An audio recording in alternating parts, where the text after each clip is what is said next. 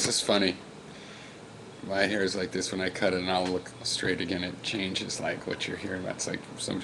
Why is somebody from the monkeys telling me about politics? He can't have an opinion. Anyway, uh, so I was listening to Rush Limbaugh for like 10 minutes when I was driving home for lunch. It's kind of interesting because Rush has some guy, John McFlabble I think, as a replacement host or whatever, and not the brightest. But anyway, he's justifying. And I don't know. I do recognize that guy's voice. I'm not sure if he's African American or not, but anyway, he was justifying, oh, I'm against people discriminating based on things like race, but hey, if you want to do it, it's your private business. And the guy had called in was saying he actually described himself as an ultra conservative, but he'd owned a family business. I guess his dad had owned the business, but he was in there, helping deal with it. And his point was that, listen, if you open a public business, it's public. There's an element of civic responsibility plugging into the public infrastructure to respect the fact that it's public. It just doesn't work if everybody gets to put a clog in at every doorway along the way. But that isn't quite what he was saying. But basically, that's what he was getting at. It was very good, and he was willing to acknowledge the right of discrimination in a sense. Like if you have a private club, and he used a good example of if it's 21 and older. There's like a restricted classifications. Like if you aren't wearing the right colors, you can't come in. Judge you on your clothes. Judge you on whatever. But that's different than like if you own a grocery. And then his point was that, listen, even if there's principles involved, like you say, we conservatives, I'm paraphrasing him, say that the government doesn't need to be altruistic and give charity because we can let the private sector take care of that. The private sector, Americans are very giving, for example, is always the example, and so we can take care of that, and because we have civic duty.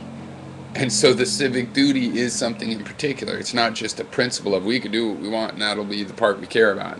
No, what goes with that is the responsibility of doing a civic duty, and this conservative caller was saying, and I really like this, that's all it is. It's like if you don't want the government involved, forcing people about discrimination, then you have to not be discriminated. That's kind of that simple, because otherwise, as this guy was saying, it's counterproductive. And basically, I think he was getting to a really good sort of realpolitik kind of element that is, you know what, results matter. And there are people that are against the discriminatory result. A society that has, where a person feels the effect of discrimination constantly. I mean, I don't feel a discrimination by some clubs that don't want to let me in. I don't even know they exist. And even if I go down there and they don't let me in, or college trying to get into a frat party, no, we can't come in. I mean, that did not feel like a discrimination.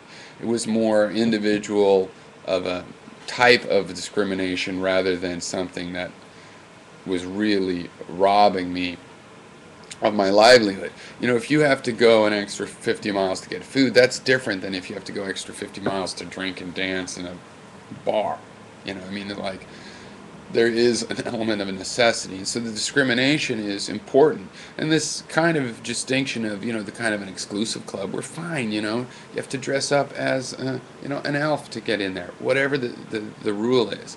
Even there, I think, there can be rules about certain things. You can't say you have to cut a finger off to get in here. I mean, there's certain things that just defy the ordinary cases. But in general, I believe the principle is you're opening a public business, because other than that, okay, well, I'll finish that idea, but that thought, you're opening a public business, you have to be open to the public, and that's what this guy said. And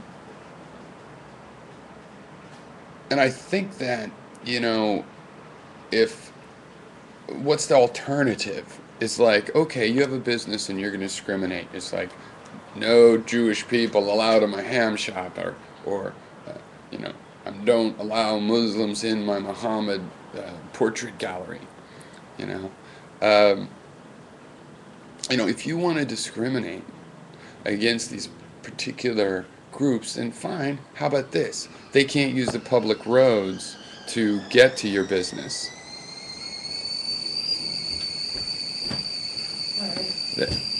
That's okay. I do it all the time. I just get up and turn it off.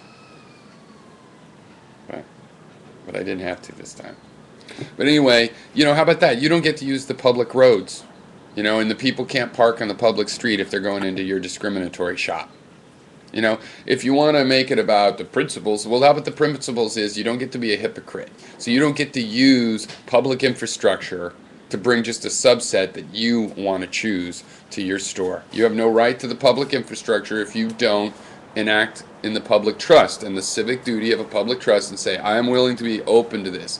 And that means if someone comes in and I have no material cause against them, they've not stolen anything from me, I'm just suspicious of them because of whichever fact I pick off of their surface, then I'm sorry, that risk is on you. And you have to wait until you have a material cause against to exclude them. So anyway, it was just good to see. I like these kinds of conservatives. He was really a conservative, but he saw that the point of keeping government out of it is to do it ourselves. And not just ourselves, but do it right.